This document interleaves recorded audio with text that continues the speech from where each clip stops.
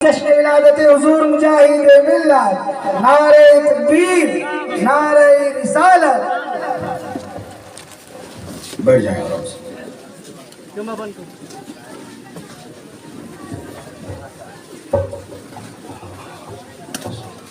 دیکھیں آپ حضور حبیب ملت تشریف لے آئے، ایک فرد نہیں ہے، حضور مجاہد ملت کی آغوش کا تربیت یافتہ ایک محرک فعال لیڈر ہے۔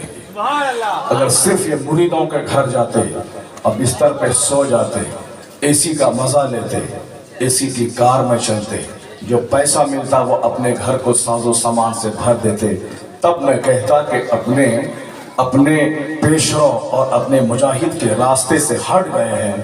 لیکن انہوں نے سمپل اور سادہ رہ کر جو مجاہد ملت کو مشن کو آگے بڑھاتے ہوئے جامعہ مجاہد ملت قائم کر کے اساتذی درس کی تلقی مدرسوں میں لگے ہیں، مریدوں کی تربیت میں کہہ سکتا ہوں کہ ہزاروں پیروں میں ایک عزیز، ایک حبیب، ایک ممتاز پیر کا نام ہے حبیب ملت۔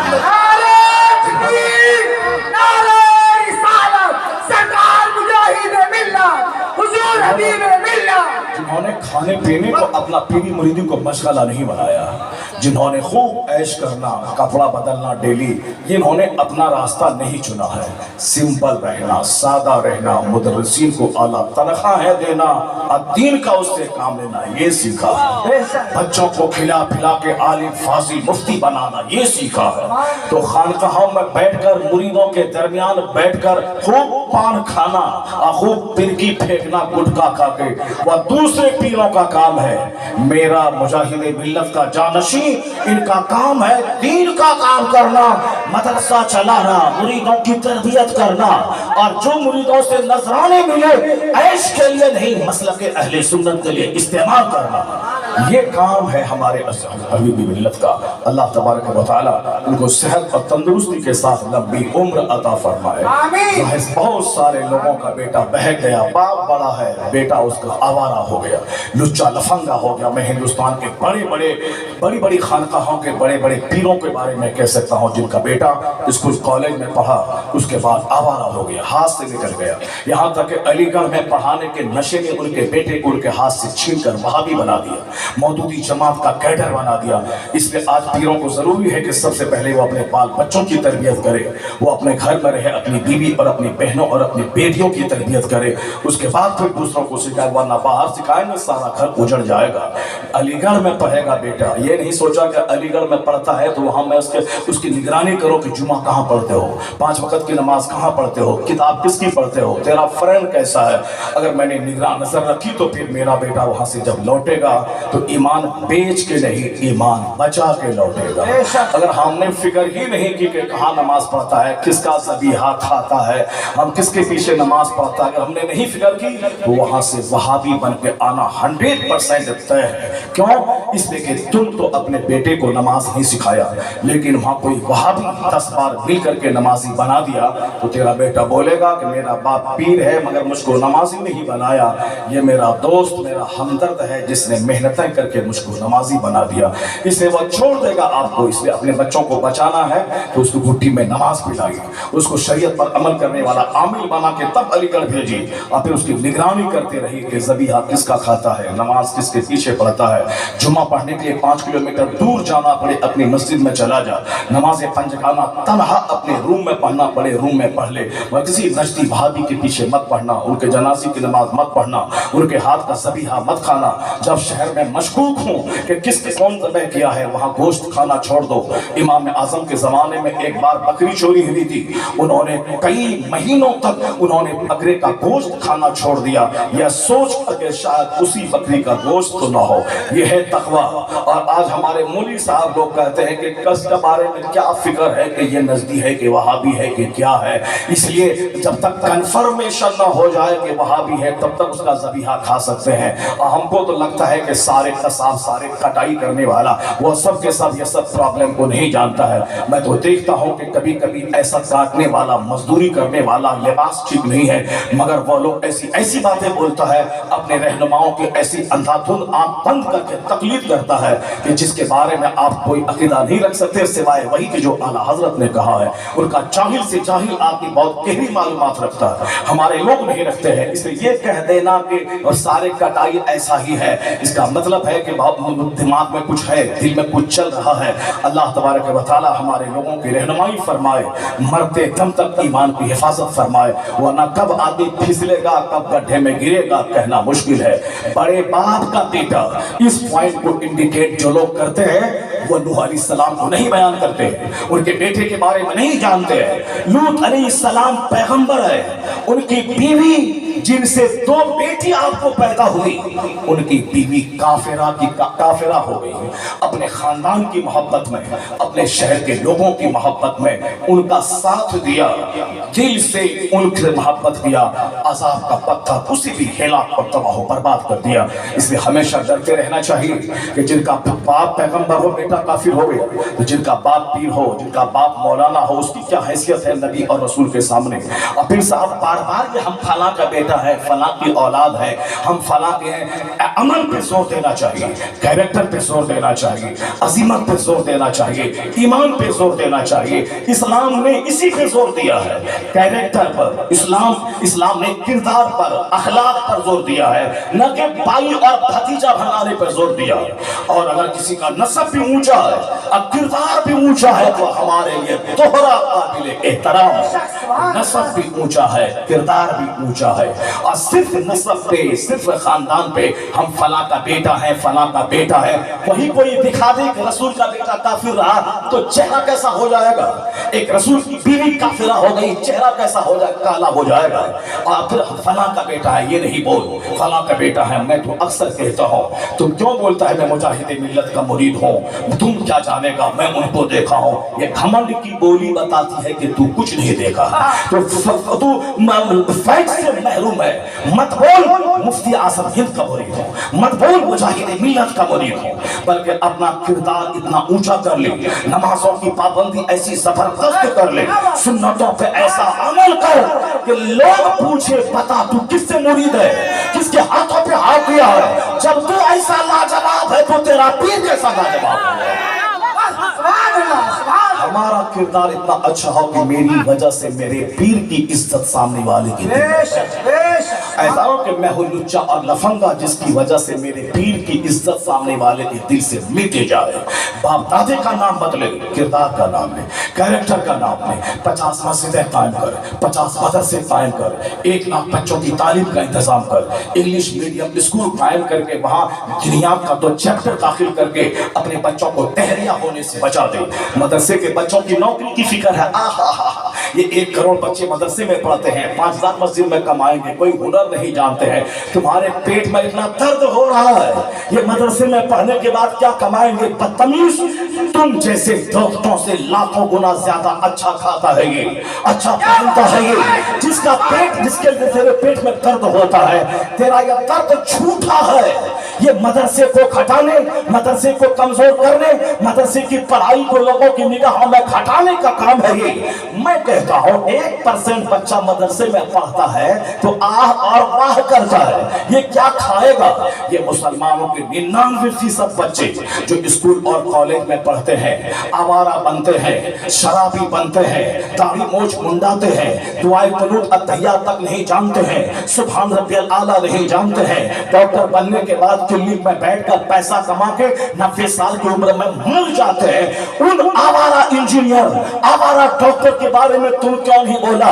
یہ مسلمانوں کا کروڑوں بچہ جو اسکول کالج میں پڑھ کر یا دین سے محروم ہے, ان کو دین سکھانے کا انتظام ہونا چاہیے. اس کے کالج میں ایک عالم ہونا چاہیے, اس کے اسکول میں ایک مولانا ہونا چاہیے, ایک چیپٹر دین کا ہونا چاہیے تاکہ MBBS ڈاکٹر بھی بن جائے اور نماز کے فرائض و واجبات کو بھی سیکھ جائے, یا انجینئر بھی بن جائے اور دین کو بھی سیکھ جائے. جب 1% بچے کے فکر معاش تیرے دل میں ہے اور یہ 99% بچوں کا دین تیرے پاس نہیں ہے, ان کے دل کی فکر تیرے پاس نہیں ہے, اس کی فکر फिक्र बाद में करना कि ये खाएगा क्या, पहले उन बच्चों की फिक्र कर जो डॉक्टर बनने के लालच में तहरिया हो रहा है, इंजीनियर बनने के शौक में काफिरों के करीब जा रहा है। उन बच्चों की फिक्र कर जो जींस और टी शर्ट पहनकर मुसलमानों को छोड़कर काफिरों के साथ भाग रही है। उन बच्चों को बचाने की फिक्र कर, उन कॉलेज के बच्चों को तबाह होने की फिक्र कर। जब कॉलेज में दुनिया दाखिल होगा, मदरसे का बच्चा खुद ब खुद अपनी रोटी का रास्ता सीख लेगा। मुझे इल्म कैसे सिखाना है और अपने फिज़ कैसे करनी है। एक झूठा दर्द पेट में उठ रहा है आजकल बड़े बड़े पैसे वालों और दुनियादारों के पेट में, ये खाएगा क्या, जबकि आया है मेरा तजर्बा बोल रहा है कि हर सबसे ज्यादा अच्छा ये खाता है। हम लोग तो चलो हिंदुस्तान भर में घूमते हैं, हमारे पीर साहब लोग 1 लाख मुरीद के घर में घूमते हैं, लेकिन जो एक छोटे से मोहल्ले की मस्जिद में इमाम मेरा भाई रहता है, जिनका टिफिन 30 घर से आता है, तो मैं क्या खाऊंगा जो मस्जिद का छोटा सा इमाम 30 दिन गोश्त और मछली खाता है, आराम से रहता है, शानदार ढंग से जीता है। लालच करने वाला 50 करोड़ भी कमा लेगा, भिखारी होगा, और सब्र तनात से जीने वाला 5000 भी उसके लिए 5 अरब बन जाए।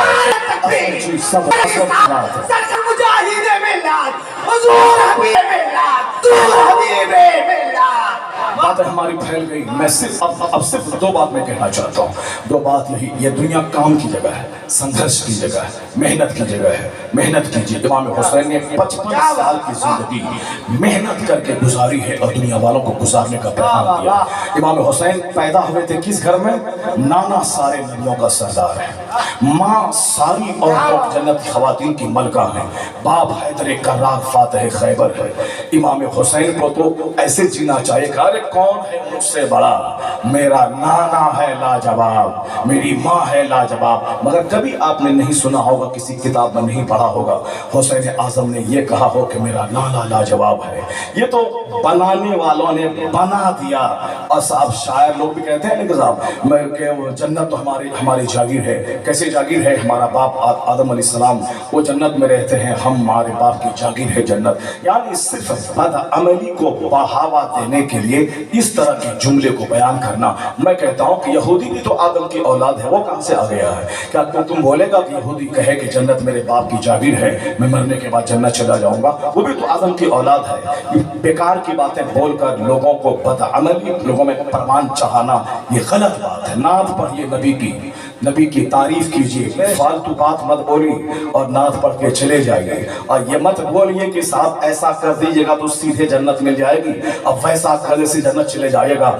नहीं, जब भी किसी शायर को बुलाओ तुम लोग उससे कहो सिर्फ नबी की नात पढ़नी है, नबी की तारीफ करनी, ज्यादा कुछ नहीं बोलना है। अब मुझे मालूम है कि ज्यादा कुछ तुमको नहीं बोलना चाहिए। तुमने फजर छोड़ी, तुमने जोहर छोड़ा, तुमने असर छोड़ा, तुमने मगरिब छोड़ी, तुमने इशा छोड़ी, इतने फराइज को छोड़ के आगे क्या बकवास और जन्नत और जहन्नम की बात करता है? सिर्फ कमाना खाना है तो नात पर पैसा ले घर चला जा, इसके आगे ज्यादा बात नहीं करने का। ऐसे कीजिए तो जन्नत मिलेगी, ऐसे कीजिए तो जन्नत नहीं मिलेगी, कुछ नहीं बोलेगा। चुपचाप नबी की नात पढ़ और फिर ये भी मुतालबा करें सिर्फ आला हजरत की नात पढ़, सिर्फ आला हजरत की नात, फालतू मत पढ़, इसकी उसकी नात मत पढ़। नाते नबी आला हजरत ने इससे बढ़ करके कौन इस सदी में लिख सकता है? सब एक आशिक रसूल, एक वली कामिल, एक मुजद्दिद आज़म की नात पढ़। उसी को बता दे कि 5 नात आपको पढ़नी है, आला हजरत की पढ़नी है। नजराना आपका जो है 20,000 25,000 हमसे लीजिए, और आला हजरत की 5 नात पढ़िए और जाइए। बीच में कुछ नहीं बोलना है कि ये करना है, वो करना है, वहां तो करना है, वहां जाना है। इसी में बोलते बोलते बोलेंगे सुभान अल्लाह, नहीं बोलेगा तो हाथ में लब्बा मार देगा। ये बताइए बदतमीज बदुआ करने के लिए आया है क्या? ये हाथ उठा के बोलिए, पैंट फैला के बोलिए, पांव चढ़ा के बोलिए, नहीं बोलेगा, कुछ नहीं बोलेगा। ये बोल के सुभान अल्लाह कहिए, ठीक है। इसके आगे ज्यादा कुछ नहीं कि लकवा हो जाएगा तो हाथ जेब दूसरे के जेब में हाथ डाल देगा। ये सारी बातें बोल के रौनक तकद्दुस को पामाल कर दिया है इन लोगों ने। वो बात बोल जिससे लोगों को अमल का शौक पैदा हो, लोगों को अपने गुनाहों पे शर्मिंदगी हो, लोग नेक बनने का शौक پیدا ہو۔ میں نے اس لیے کہا، اور بہت سارے لوگوں نے حسین اعظم کی طرف ایک کہانی منسوخ کر کے بولا کہ حضور سے حسین نے کہا کہ میں آپ سے بھی بڑا ہوں۔ بتائیے یہ نمک مرچ لگا کر کے یہ ساری باتیں کس نے سکھا دی؟ یہ بہت سارے نقیبوں، بہت سارے ناظموں نے غلط باتیں بول کر کے، بھائی یہ کیا فالتو بات بولتے ہیں، فلاں آدمی آ رہا ہے وہ نام پڑھیں گے تقریر کریں گے ایک شعر پڑھا ہو گیا۔ اب بہت سارے آدھا گھنٹہ ٹائم لے کر صاحب غلط کرامت بیان کر کے صرف عقیدت سے کھلواڑ کرنا، ہم آپ سے بڑے ہیں، کہاں سے نکالا ہے؟ کس کتاب میں یہ امام حسین نے کہا کہ ہم آپ سے بڑے ہیں؟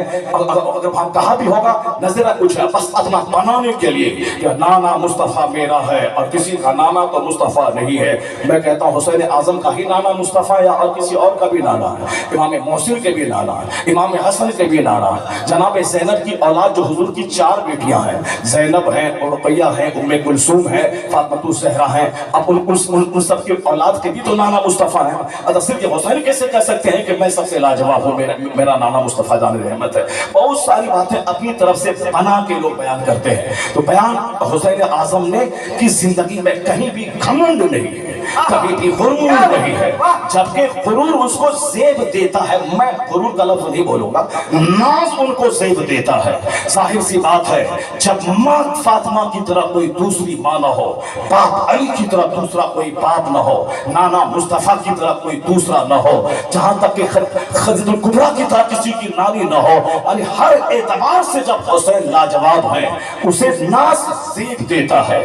وہ چلے تو لگے کہ حسین چل رہا ہے، وہ بیٹھے تو لگے کہ حسین بیٹھ رہا ہے، جو ہر اعتبار سے لاجواب ہے۔ مگر حسین نے اپنے نانا کو دیکھا تھا، ساری کائنات کے پیغمبر مصطفیٰ، محبوب پروردگار مصطفیٰ، نائب خدا مصطفیٰ، وہ جب مکہ المکرمہ فتح کرنے جا رہے ہیں تو کافروں کی ساری دشمنی کو پاؤں کے نیچے روند دیا، جنہوں نے مکہ میں آپ کے ماننے والوں کو چٹائی میں باندھ کے دھواں دیا، آپ کو یہاں تک تنگ کیا کہ ہجرت کر کے مدینہ آ گئے۔ ہر قدم قدم پہ دشمنی تھی، مگر مصطفیٰ نے حکمت سے، تدبیر سے، جہاد کر کے میدان بدر و احد اور خندق و خیبر میں اتر کر کے ان کافروں کو جو شکست دیا ہے، اخیر میں سارے کافر دھارا شائی ہو گئے اور مصطفیٰ فاتح اعظم ہو گئے۔ مکہ کو فتح دیا، جب مکہ سے کافروں کی حکومت اکھڑ گئی، وہ سارے کے سارے دشمن ہاتھ جوڑ کے سامنے کھڑے ہیں، کانپ رہے ہیں۔ مصطفیٰ خانہ کعبہ سے سارے پتوں کو نکال دیا، خانہ کعبہ کی چھت پہ بلال کو کھڑا کر کے اذان دلوایا۔ اب قیامت تک یہاں بت پرستی داخل نہ ہوگی۔ جن لوگوں نے مصطفیٰ کو مکہ سے نکالا تھا، 12,000 کا لشکر جرار لے کر وہ مصطفیٰ مکہ کے فاتح بن گئے۔ اب سارے کافروں نے دروازہ بند کر لیا، سب کا دل کانپ رہا ہے۔ مصطفیٰ جان رحمت کو اس وقت تو خوب اترانا چاہیے، آج مزہ آئے گا، مکہ میں نے فتح کر لیا۔ کہاں ہے وہ لوگ جنہوں نے مجھ کو نکالا تھا؟ آج ہے وہ کہاں؟ نہیں، اس نعمت کے شکرانے میں مصطفیٰ کا سر ایسا جھکا تھا کہ اونٹ کی پیٹھ سے لگتا تھا سر، وہ سجدہ شکر ادا کر کے بتاتا تھا ان ساری کامیابی کا کریڈٹ اللہ کے فضل کو ہے کہ رب نے مجھے فتح عطا فرمایا۔ حضور کہتے تھے میں عام بندوں کی طرح کھاتا ہوں، میں عام بندوں کی طرح سوتا ہوں۔ جب سرکار کی تعظیم میں لوگ کھڑے ہوتے تو حضور کو اچھا نہیں لگتا کہ اجمیوں کی طرح لوگ ہاتھ باندھ کے کھڑے رہیں۔ حضور ہمیشہ عاجزی خاکساری کا پیغام دیتے تھے۔ اسی پیغمبر مہان کا نواسا تھا حسین، کبھی ماں کی عظمت پہ اترایا نہیں، کبھی نانا جان کی عظمت پہ کبھی غرور نہیں کیا۔ ایک چیپٹر بھی کہیں سے دکھلا دے کہ حسین نے کبھی بھی گھمنڈ اور غرور کا مظاہرہ کیا ہو؟ نہیں، یہی ہے آدمیت، یہی ہے شرافت۔ ایک عظمت کا پہاڑ پیٹھ پر ہے، اس کے باوجود پیشانی ہمیشہ سجدے میں جھکی رہتی ہے، ہمیشہ دوسروں کی خدمت کرنے کے لیے۔ وہ روایت آپ نے نہیں سنی، ایک شخص دور دراز سے چل کے مولا علی سے ملنے آیا تھا۔ امام حسین نے سلام و کلام کے بعد کہا خیریت تو ہے؟ کہا میں خلیفۃ المسلمین سے ملنے آیا ہوں۔ کہا کہ ٹھیک ہے، خلیفۃ المسلمین کہیں گھر سے باہر گئے ہیں، تم دور دراز سے آؤ، میرے مہمان ہو، آؤ چلو میں تمہاری خدمت کرتا ہوں۔ امام حسین گئے، اپنے گھر سے شاندار کھانا تیار کر کے مہمان کے لیے اپنے آگے رکھ دیا۔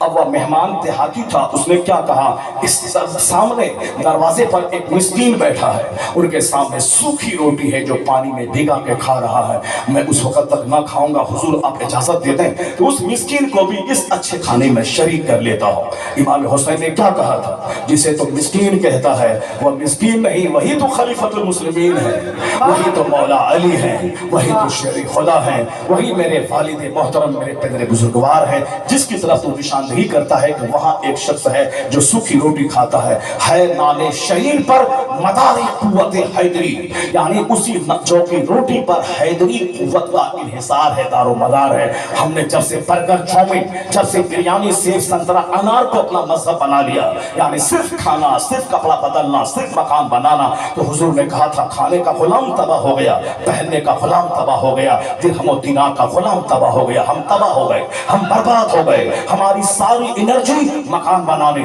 گاڑی خریدنے, اچھا کپڑا پہننے, ساتھ اچھی شادی کرنے پر چلی گئی ہے, اور ہم نے دین کی خدمت کا نشہ اتار کے رکھ دیا ہے. اور حسین اعظم نے کیا بتایا, اگر علی کا غلام بننا ہے تو سمپل رہنا ہوگا, سمپل کھانا ہوگا, رات عبادت میں گزارنی ہوگی, دن جہاد میں گزارنا ہوگا. زندگی 100 سال 1 سیکنڈ کی ہے, اس کو کیوں کھانے پینے کی پیچیدگی میں ڈالتا ہے؟ سادہ رہ, سادہ پہن, سادہ کھا, سادی زندگی گزار, پھر دیکھ لینا روحانیت کیسے اجاگر ہوگی, دل کیسے روشن ہوگا. اس لیے تو میں کبھی کبھی کہتا ہوں, جمعہ کے دن مسجدوں میں بھی تو پینٹ شرٹ پہن کے آتا ہے, عیدین میں بھی تو رنگین کپڑا پہن کے آتا ہے, چھیڑ چھاٹ والا جیکٹ پہن کے آتا ہے.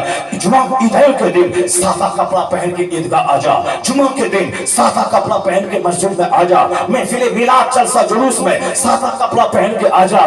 اگر تمہارے اس حالت کو دیکھ کر کافروں کا جگر تھرا نہ جائے, ایسا لگے گا جیسے سفید پوش فرشتوں کی جماعت ہے جو زمین پر اتر آئی ہے. تیرے لباس میں جادو ہے, تیرے چہرے کی داڑھی میں جادو ہے, تیرے رہن سہن میں جادو ہے, جو کام نہیں ہے.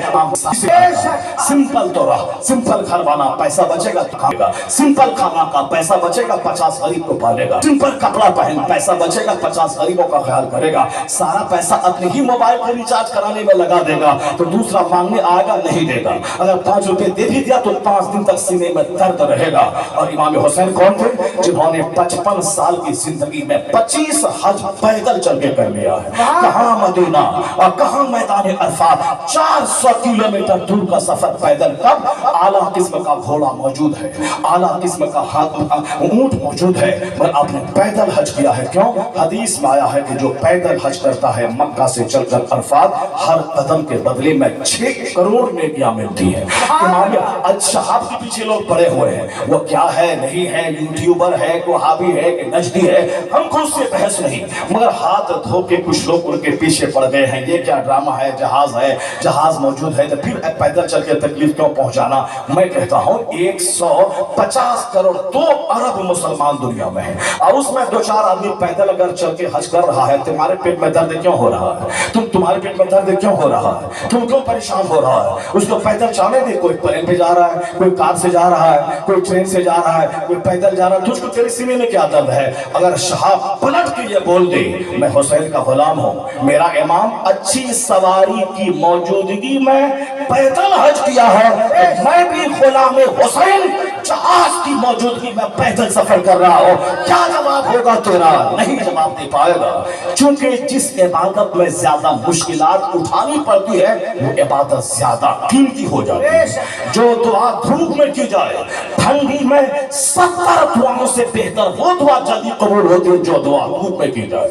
یعنی جو جس حج میں تکلیف زیادہ ہو وہ حج زیادہ قبول ہوتا ہے. جس زندگی میں درد زیادہ ہو شخصیت نکھرتی ہے, جس زندگی میں تکلیفیں زیادہ ہو وہ شخصیت نکھرتی ہے. جہاں کھانا پینا عیش اور آرام اسی میں رہنا ہو وہ پودا ہوتا ہے, کامچور ہوتا ہے, وہ آرام پسند ہوتا ہے, اس کا تون اونچا ہوگا, چربی نکلے گی, وہ چلنے کے قابل نہیں رہے گا, وہ ڈاکٹر کے پاس آئے گا جائے گا, دم پھولے گا, مر جائے گا. اور جو دھوپ میں رہے گا, پسینہ بہائے گا, پیدل چلے گا, مصیبتیں اٹھائے گا, وہ 100 کلومیٹر دور پیدل چلے گا, کچھ نہیں ہوگا. وہ 5 بار مسجد جائے گا آئے گا, اور پڑھتے چلے جائے گی. مجاہدے میں لگ کبھی تانگا پہ چلتے تھے, کبھی پیدل چلتے تھے, کبھی جنرل ڈبے میں چلتے تھے, کبھی صاحب کار سے چلتے تھے, کبھی پیدل چلتے تھے, کبھی بیل گاڑی چلتے تھے. جس وقت جیسا موقع ملے وہ تو نواب کرانے کے تھے, وہ تانگے پہ میں جاؤں گا, کار لے آؤ, ایمبیسڈر کار تو چلتی تھی اس زمانے میں, کار لے آؤ تب میں جاؤں گا, تانگے پہ میں نہیں جاؤں گا, میں تو تم جانتے ہو رئیس اعظم غوری سا ہوں, میں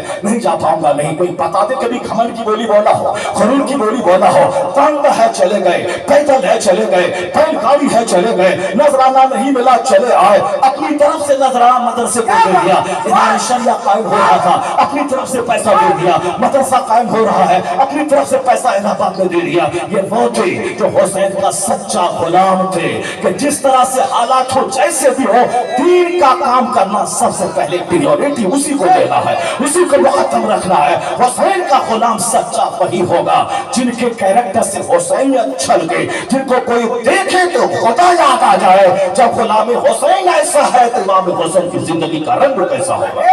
हुसैन की जिंदगी में घमंड नहीं है, हुसैन की जिंदगी में गुरूर नहीं है, हुसैन की जिंदगी में आराम पसंदी नहीं है। हुसैन ने कभी आराम से रात भर जी भर के नहीं सोया। 55 साल तो जिंदा रहे, 8-7 साल तो बचपन में रहे, और बचपन ऐसा गुजरा कभी नबी के कांधे पर, कभी नबी की पुश्त पर, कभी नबी की गोद में, कभी नबी के सीने से लगकर। यानी जो जन्नत में पैदा हुआ हो, जो जन्नती माहौल में रहा हो, उसके सीने में इस्लाम कैसा कूट कूट के भर गया था। दुनिया का सबसे बड़ा पैगंबर इस कदर आजिजी से रहता है। नवासा भी बढ़ता चला गया, आजिजी बढ़ती चली गई, जवान होता चला गया, इबादत बढ़ती चली गई। आया है किताबों में रात रात इबादत करना, नफल नमाज पढ़ना, मस्जिद नबवी में अपने बाप के अहद खिलाफत में नमाज पाबंदी से पढ़ाना, और दिल में अपने बाप के साथ जिहाद करना। इस तरीके से इमाम हसन इमाम हुसैन ने नेकी के साए में वो जवान हुए हैं। और जिंदगी में हिसाब लगाया तो 3 बार अपना आधा माल यानी 2 लाख की प्रॉपर्टी है तो 1 लाख राह खुदा में खर्च कर दिया, और 2 बार सारा माल एक सुई तक घर में नहीं रखा, सारा माल राह खुदा में खैरात कर दिया। यानी उन जैसा कोई सखी नहीं था। आज मेरे पास 5 लाख हो, मैं 5 लाख की ज़कात तो निकाल देता हूँ, 5 लाख की, मगर 5 लाख खैरात का तो अल्लाह की राह में, ये मुझसे करोड़ों इंसानों के लिए ये उनके बस की बात नहीं है। मगर ये हुसैन थे, ये हुसैन का भाई हसन था जो जिंदगी में 2 बार या 3 बार सारा माल का हिसाब लगाया, सुई तक घर में नहीं रखा, वो सब राह खुदा में खैरात कर दिया। उसका बदला क्या मिला? वो कंगाल हो गए, वो दाने दाने को तरस गए? नहीं, उनका यकीन था कि जो अल्लाह की बारगाह में 1 देता है अल्लाह उसको 10 नवाजता। 1 लाख दे दे अल्लाह 10 लाख देगा। जब गरीबी हो, जब मुसीबत हो, दुकान नहीं चले तो उस वक्त में ज्यादा खैरात करना चाहिए, क्योंकि खैरात करने से अल्लाह का गुस्सा ठंडा होता है। इन्ना सदक़त लतुत्फी ग़ज़ब रब, सदका अल्लाह के ग़ज़ब को ठंडा कर देता है। जब अल्लाह नाराज होता है तब गरीबी आती है, तब कहत आता है, जब तंदुरुस्ती आती है, तब मुसीबतें आती हैं। मुसीबतों को दूर करने के लिए सबसे बड़ा जरिया है खैरात करना, सदका करना। शुरू कर दे खैरात, अल्लाह का गुस्सा ठंडा होगा, अल्लाह रहमतों की बारिश फरमा देगा, अल्लाह रहमतों के खजाने खोल देगा। इमाम हुसैन ने इस यकीन के साथ सारा माल खर्च कर दिया। उन जैसा सखी कोई नहीं, उन जैसा नमाजी कोई नहीं, उन जैसा हाजी कोई नहीं, उन जैसा फाका करने वाला कोई नहीं, उन जैसा साबिर कोई नहीं, उन जैसा मुतहम्मिल कोई नहीं, उन जैसा दिल का मुबल्लिग कोई नहीं। यहाँ तक कि कोई गलत काम करता तो डायरेक्ट उनको ये कहना कि तुमने गलत किया, ऐसे करो ऐसे करो। ये मुझ जैसे कमजोर मौलवी, कमजोर पीर का काम है। अगर मेरा शागिर्द कुछ गलत करे, मैं डांटता हूँ, अरे इतना बड़ा हो गया, उल्लू हो गया, देहात से चल के आया है, पता नहीं सवाल के वक्त में पैदा हुआ है, वजू करना नहीं आता है, ऐसे धोना चाहिए। ये बातें तो बिल्कुल ही फितरत अदब के खिलाफ है। यानी उस्ताद को ऐसी बातें नहीं बोलनी चाहिए जिससे बच्चों की गैरत को ठेस पहुंचे, इज्जत नफ्स मजरूह हो जाए, वो डांट टपट करे, इज्जत नफ्स की हिफाजत करते हुए करे। अगर आपने 50 बार प्यार दिया है तब 1 बार डांटिए। अगर आपने प्यार ही नहीं दिया है तो डांटने का कोई हक आपको नहीं है। अगर आपने 50 बार समझाया है कि ऐसा करो और एक ऐसा नहीं कर रहा तो आप 1 बार डांटिए। मैं 50 बार तुमको समझाया कि ऐसे नमाज में दोनों पाँव के 10 अंगुली का पेट जमीन से लगाना है, ऐसे नाक और पेशानी जमीन में लगानी है, ऐसे दोनों हाथ को खाली रखना है। जाके बीच से कोई बकरी का बच्चा गुजर जाए तो बिल्कुल कुत्तों की तरह हाथ फैला देता है। नमाज में हाथों को अपने हक से हालत पर अंगुली को छोड़ दे, इससे नीचे मत गिरा दे। मगर मैं 50 बार समझा फिर भी तुम नहीं मानता है, नहीं तब 1 बार डांटने का हक है। जो 1 बार भी नहीं समझाया हो उसको डांटने का क्या हक हासिल होता है। मगर चूंकि हम लोग रसीले हैं, हम लोग कस्वत ज्यादा हैं, जरा सी तबीयत के खिलाफ बात ही पर से डांट आए ना ना ना नापाक सवाल के वक्त वक्त मैं पैदा हुआ, ये उस्ताद कामयाब उस्ताद कभी नहीं कहलाएगा। वह बदतमीज बेअदब, उसको शागिर्द कभी भी मॉडल नहीं मानेगा। जब जवान होगा बच्चा तो बोलेगा वो बेअदब उस्ताद मेरा जो ऐसी ऐसी गंदी गंदी गाली देता था, कौन जाहिल और गंवार मोहतमी उस गंवार को अपने मदरसे में रख लिया, वो आगे पढ़ाने के काबिल है कि वो सारी जिंदगी आपको कोसेगा कि उस्ताद बनने के काबिल नहीं। बाअदब, मुअद्दब, डिसिप्लिन, जो अदब वाले जुमले इस्तेमाल करें, जो बच्चों को आप कह के पुकारें, बहैसियत बाप उनसे शफकत का मुजाहरा करें, बच्चा मरते दम तक उनकी शफकत को याद करता है, भूलता नहीं है। इस एक अच्छा मुबल्लिग को बाअखलाक होना चाहिए। इमाम हुसैन के सामने किसी ने वुजू गलत ढंग से किया था, हमने बारहा इस वाक़े को सुना, मैं इसका इंडिकेट कर रहा हूँ। हुसैन जैसा बड़े घराने में पैदा होने वाला कभी ज़बान से पढ़ाई का एहसास नहीं हुआ। आज मैं खतीब की तकरीर सुनता हूँ, कभी कभी सुन लिया ऐसे ही कर रास्ता चलते, कभी मकाम में बात आ गई तो क्या बोलता हूँ, मैं औलाद गौसे आज़म हूँ, इसमें कोई शक है, मैं गौसे पाक का बेटा हूँ, मैं फला का बेटा हूँ, यानी हुंकार फूंकता है, हुंकार मारता है, मैं उसका बेटा हूँ, उसका बेटा हूँ, ये हुंकार मारता है। इससे करोड़ों गुना ज्यादा हुंकार इमाम हसन को मारना चाहिए, इमाम हुसैन को मारना चाहिए, जो डायरेक्ट फातिमा ज़हरा की औलाद है। आई 1400 साल के बाद कहाँ क्या हुआ कौन जानता है, ये हुंकार मारता है। और वहाँ इमाम हुसैन है, वहाँ सादगी से रहते हैं, आजिज़ी से रहते हैं, वहाँ साहब अदब से, वहाँ साहब मोहब्बत से चेहरे पे मुस्कुराहट रहती है, अदब का शानदार जरिया है। एक शख्स ने वुजू किया, शायद गलत वुजू में कहीं कमी थी, वो बोलते हैं बदतमीज बुढ़ा तुमने ऐसा किया। हुसैन अगर बोलते तो कोई बुरा नहीं मानता, वो सामने वाला बूढ़ा तो हाथ चूम लेता, कहता मेरे बाबा, मेरे सरकार, मेरे आका, मेरे मौला फारूक आजम जैसे लोग उनका अदब करें, उनका एहतराम करें। एक बार नाज के साथ इमाम हुसैन छोटे हैं, चले गए सरकार दो जहां के विसाल के बाद सिद्दीक अकबर 2 साल खलीफा रहे, उनके विसाल के बाद फारूक आजम 10 साल खलीफा रहे। उनके अहद में इमाम हुसैन की उम्र कितनी रही होगी, उनके जमाने में 7 साल 8 साल की उम्र रही होगी। 7-8 साल के हुसैन छोटे हैं, आ गए मस्जिद नबवी में, उन्होंने देखा था कि मेरे नाना का मेंबर है, उन्होंने क्या कहा, और उमर ये मेरे नाना का मेंबर है, मेरे नाना के मेंबर से उतर जाओ। ये कब कहा था, कमसुनी में कहा था, और कैसे कहा था, नाच से कहा था, ये मेरे नाना के मेंबर है, आप कैसे चढ़ गए। फारूक आजम ने उठाया, अपनी गोद में ले लिया, कहा हाँ हम तो तेरे बाप के गुलाम हैं, हम तो आपके गुलाम हैं, आपके नाना के गुलाम है, ये मेंबर आपके नाना का है, मेरा नहीं, मेरे नाना का नहीं है, ये आपके नाना का है। ये नाज की बोली थी, घमंड की नहीं बोली थी, ये कमसिनी की बोली थी, ये नाज की बोली थी, मोहब्बत की बोली थी। और फारूक आजम ने भी उसे सीने से लाया, कहा हाँ हाँ शहजादे, ये तो आपका मेंबर है, आपके नाना का मेंबर है, हम तो आपके नाना का गुलाम है। घमंड से नहीं, गुरूर से नहीं, एक नाज का जुमला था। हुसैन आजम ने उस बूढ़ा को देखा, उन्होंने क्या कहा, एक बूढ़े बुजुर्ग देखो मैं कैसे वुजू करता हूँ, मेरे वुजू में कहीं कोई गलती रह जाती है क्या, आप इसे देख लीजिए। फिर आपने वुजू करना शुरू किया, जब वुजू आपने किया उस बूढ़े को समझ में आ गया कि कहाँ कहाँ मैंने गलती की है। या इमाम हुसैन ने अपनी गलती नहीं या मेरी गलती को कायदे से समझाने के लिए उन्होंने ये रास्ता इख्तियार किया है। ये है अच्छा दाई, ये है अच्छा मुबल्लिग, ये है पाखाक आदमी का कारनामा। इसी तकवा के साथ, तहारत के साथ, तहज्जुद के साथ, अखलाक के साथ जिंदगी के दिन गुजर रहे थे। कभी फाका, कभी शिकम सहरी, कभी जिहाद, कभी घर में, कभी मस्जिद नबवी में, कभी खिदमत, इसी तरह से जिंदगी के दिन गुजर रहे थे।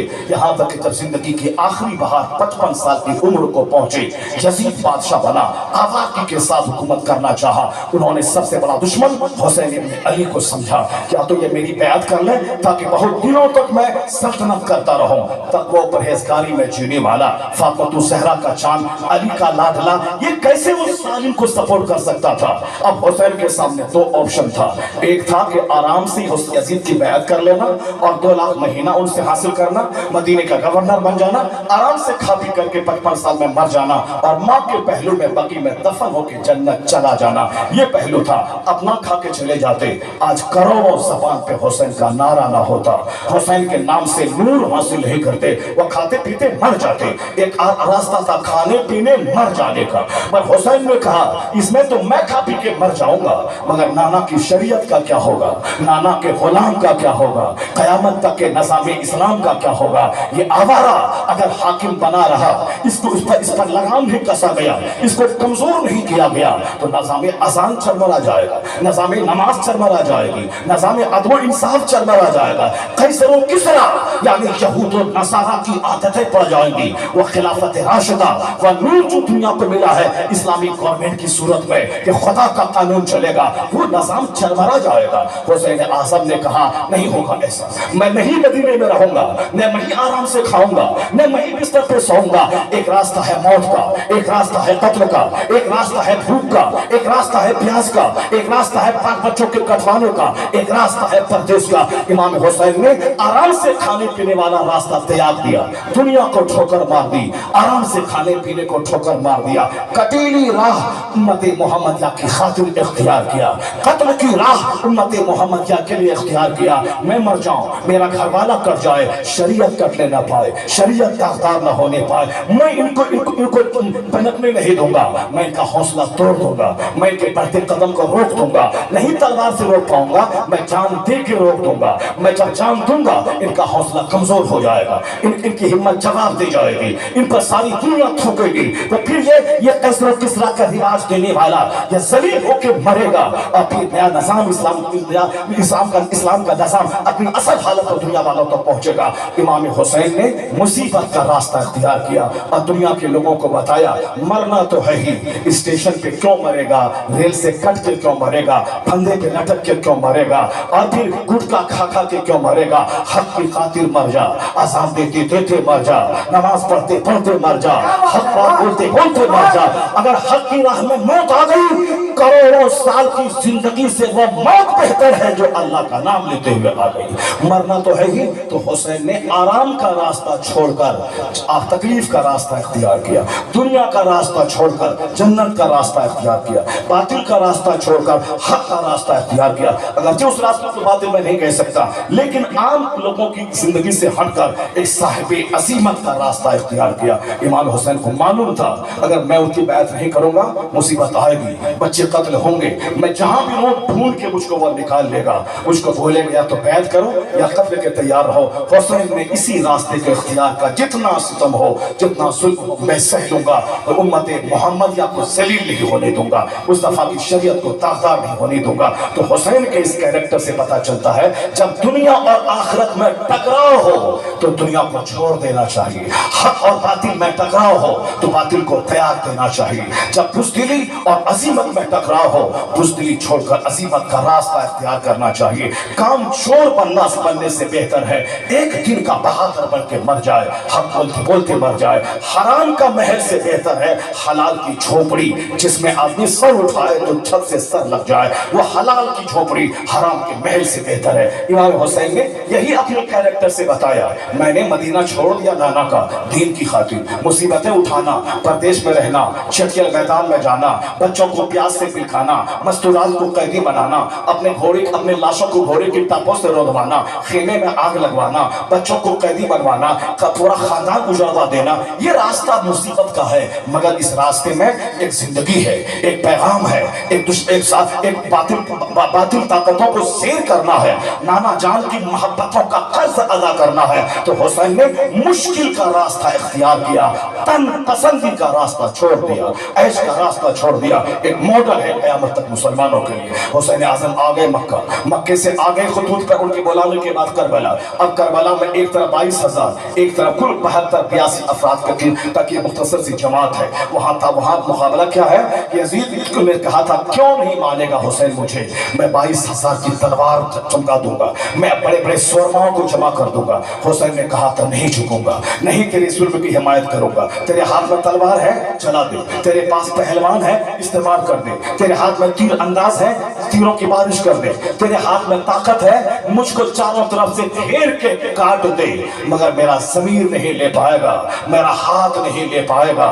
دنیا کی کوئی مصیبت مجھ کو جھکا نہیں پائے گی. باپ جھک جاتا ہے بچوں کے سامنے, شوہر جھک جاتا ہے بیوی کی مصیبت کے سامنے, آدمی جھک جاتا ہے اپنے بال بچوں کی تکلیف کے سامنے. یہ دنیا داروں کی کہانی ہے, مگر حق پہ رہنے والا, کروڑوں کے لیے روشنی بننے والا, وہ چھوٹی چھوٹی باتوں سے ان کے پاؤں میں پھسلن پیدا نہیں ہوتی ہے. وہ یزید کو گھمنڈ تھا جب تلوار چلے گی حسین کا بچہ کٹے گا حسین جھک جائے گا, وہ مجھے مان لے گا. انہوں نے ساری طاقت کو چھوڑ دیا, ورنہ 72 افراد کے مقابلے میں 22,000 کی فوج کا کیا مطلب تھا.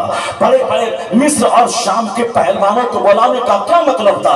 नजरियाती जंग थी, वहां जंग नजरियाती थी। हुसैन बार बार कहते थे मैं लड़ने नहीं आया हूं, मैं तो तुम्हारे बुलाने के बाद आया हूं, ये खतूत तुम्हारे हैं, तुमने कहा था मैं जालिम की हिमायत नहीं करूंगा, आप मेरे इमाम हैं, आए मैं आपकी बैअत करूंगा, आपको अपना इमाम मानूंगा, अगर आप नहीं आए तो क़यामत के दिन अल्लाह के सामने कहूंगा हुसैन जान बचा के रह गए, जान चुरा के रह गए और मैं मजबूर था इस जालिम को मानने पर, मैं क्या करूं? हुसैन ने मेरी आवाज की अनसुनी कर दी, क्या जवाब होगा? हुसैन आज़म ने इसी का पास करते हुए 150 खतूत को रद्द नहीं किया जा सकता, मुस्लिम बिन अकील को भेजा, वहां के हालात साजगार थे, 40,000 लोगों ने बैठ के वहां से खत लिखा, अब सिवाय जाने की कोई चारा ना रहा, वहां गए हालात बदल गए, यजीद का डंडा उन 40,000 को फेर दिया, मुस्लिम बिन अकील का दुश्मन बना दिया, वो तने तनहा रह गए, यहाँ तक कि उनको शहादत का जाम पीना पड़ा, मौत के घाट छोड़ना पड़ा, उनके दोनों बच्चों को भी उन लोगों ने शहीद कर दिया।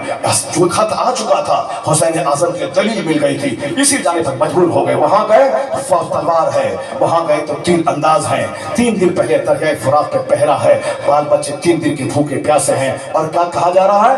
यजीद की बैत कीजिए या कटने को तैयार हो जाइए। हुसैन आज़म ने कहा जालिमों तुमने बुला करके ये सुलूक मुझसे किया है, मेरे बाल बच्चों पे पानी बंद कर दिया है, मैं कौन हूं, मेरा हक पहचानो, मैं मेरे को नहीं पसंद है तुझको, मुझको वापस मदीना जाने दे ताकि मैं सारी जिंदगी इबादत करके नाना के मदीने में गुजार दूंगा। ये जुमला बताता है कि हुसैन आज़म इख्तियार के लिए वहां नहीं गए थे, हुकूमत के लिए नहीं गए थे, इख्तियार के लिए जाते जो आज बदतमीज समाज का कहता है जाहिल दी ग्रेट अल्हड़, किताब नहीं पढ़ने वाला, तारीख नहीं जानने वाला, ये अहमकों का सरदार जो इल्जाम लगाता है। मैं कहता हूं जालिम अगर हुसैन इख्तियार के लिए जाते, हुसैन आज़म मदीना से कम 2-4-500 जवान को ले लेते, मक्का से 2-4 हज़ार जवान को ले लेते, यजीद की सल्तनत है, उनके पास लाखों सिपाही है, उनसे टकरा जाना है तो टकराने के लिए 2-4 हज़ार नहीं 2-4 लाख फौज को लेके जाते, उनसे लड़ाई करते, उनको जेल कर देते, फिर खुद दमिश्क के हाकिम बन जाते।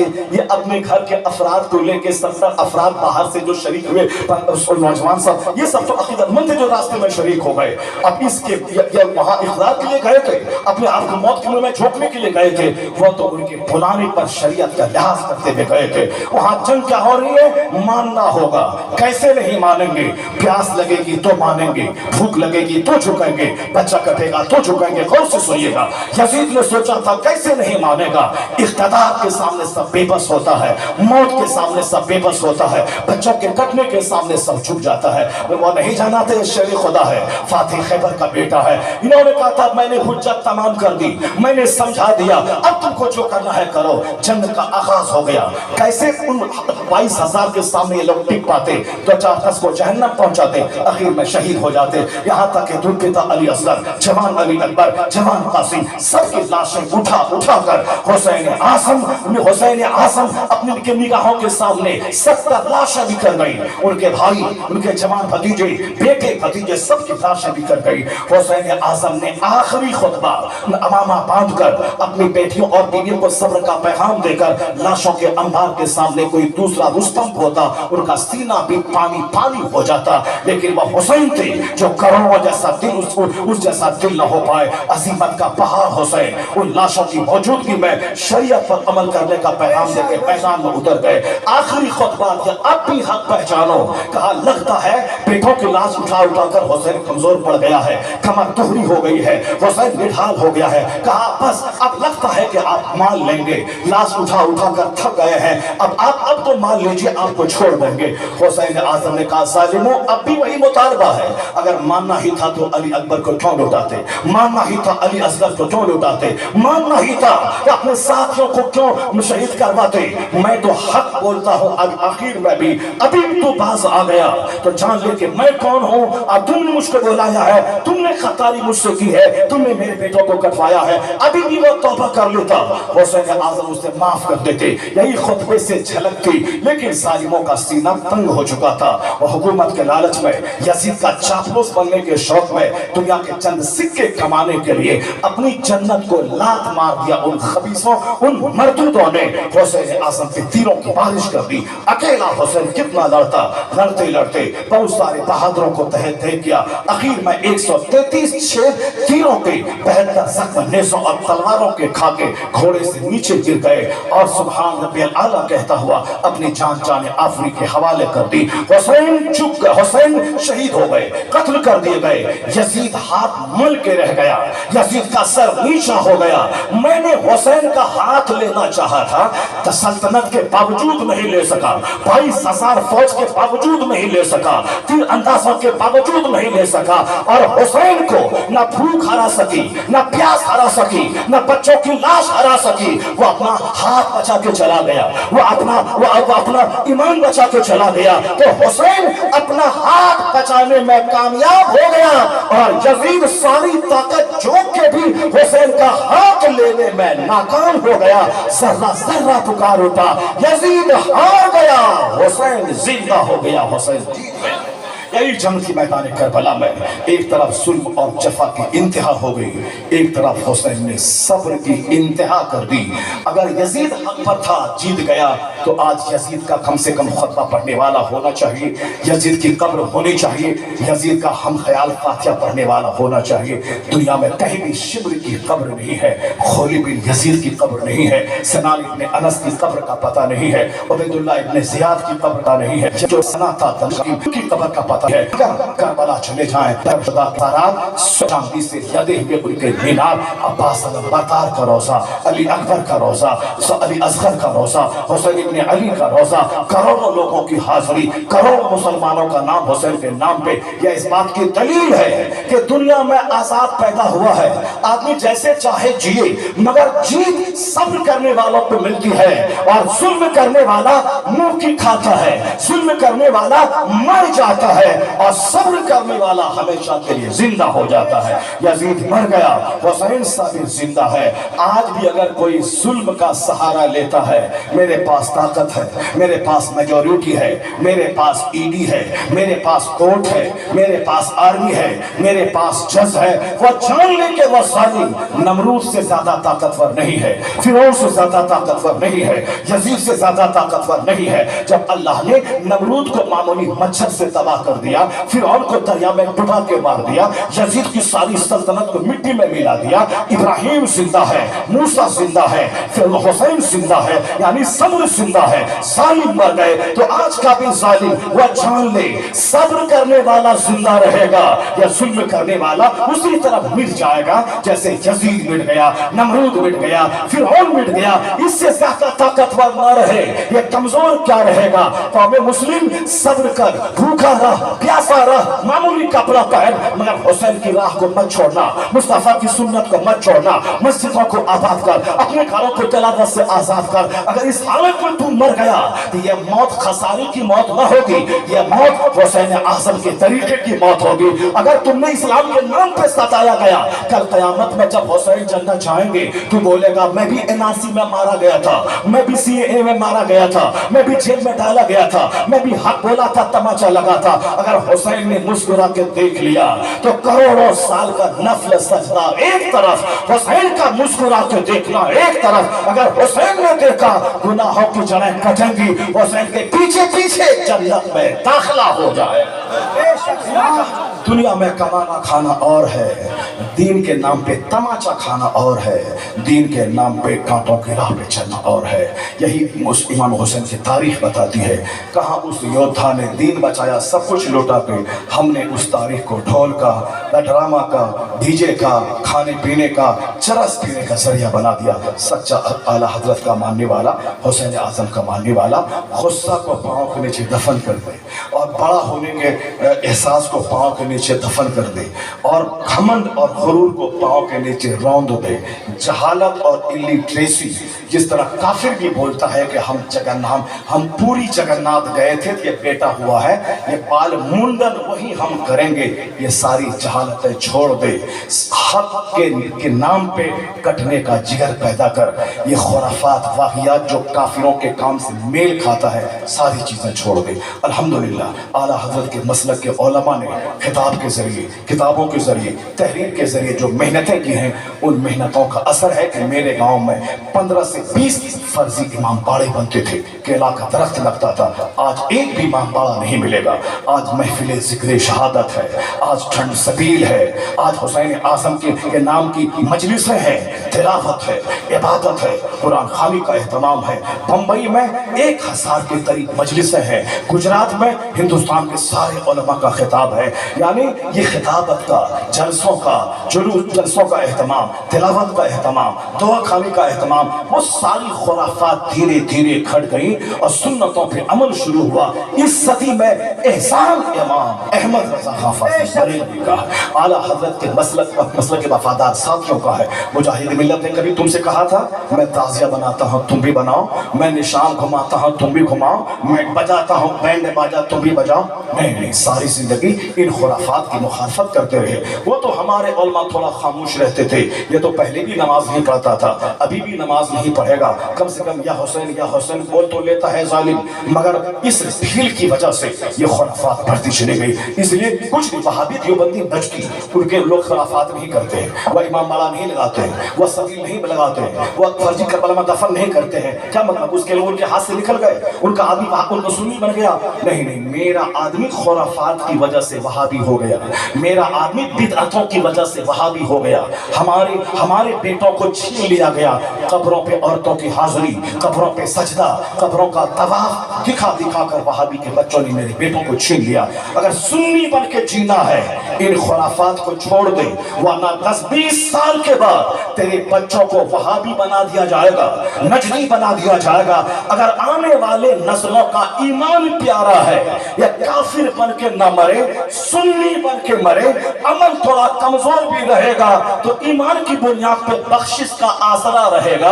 अगर ईमान प्यारा है, इन खुराफात को तलाक दे दे, तेरे बच्चे का ईमान महफूज रहेगा।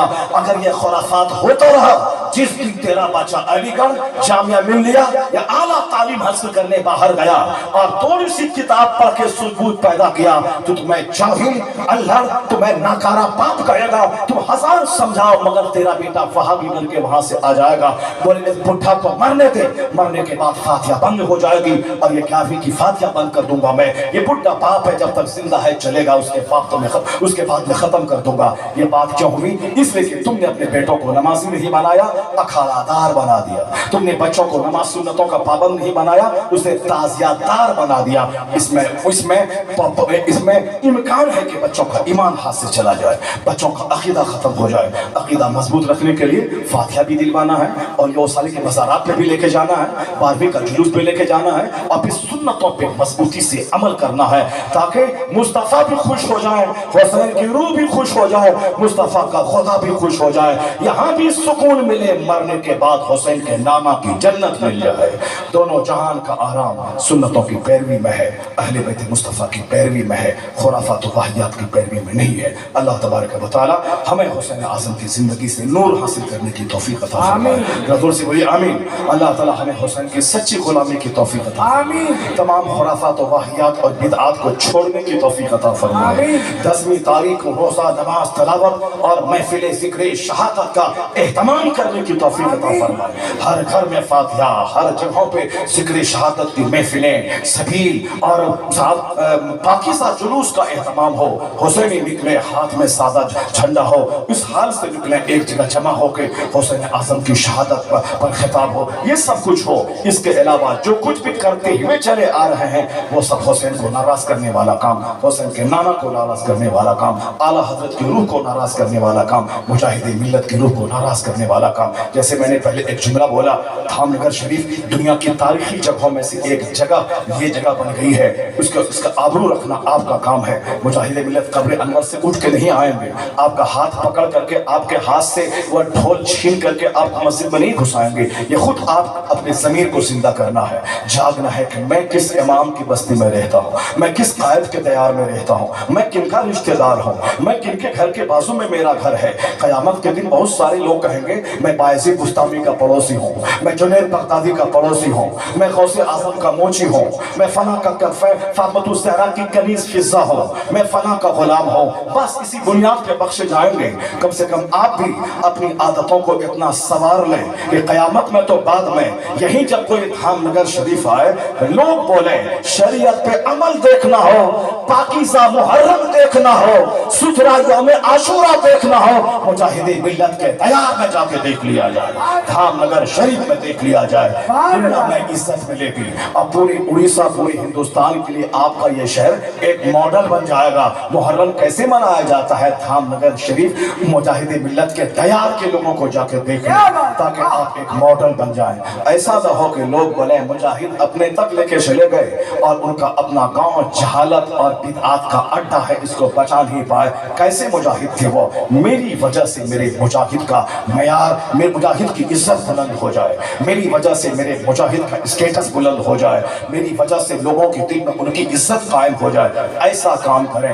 बड़ों के साथ रहने से जितना फायदा होता है, उतना आपकी वजह से नुकसान भी हो सकता है। इसलिए बड़ा है तो जिम्मेदारी भी बड़ी है। यहाँ अगर आप सेंसिटिव रहे, हसास सुन्नतों के आमिल रहे, मरने के बाद मुमकिन है कि फरिश्ता ये बोले इसे छोड़ दिया जाए, मुजाहिदे मिल्लत की बस्ती का रहने वाला है, मुजाहिदे मिल्लत के दयार का रहने वाला है, उनके पड़ोस का रहने वाला है। अल्लाह तबारक व तआला हम सबों को मुजाहिदे मिल्लत के सदक़े में दीनदार बनने की तौफीक अता फरमाए, हम सबों को सुन्नतों पे अमल की तौफीक अता फरमाए, हम सबों को तमाम खुराफात से बचने की तौफीक अता फरमाए। आमीन। व आखिरु दावाना अनिल हम्दुलिल्लाहि रब्बिल आलमीन।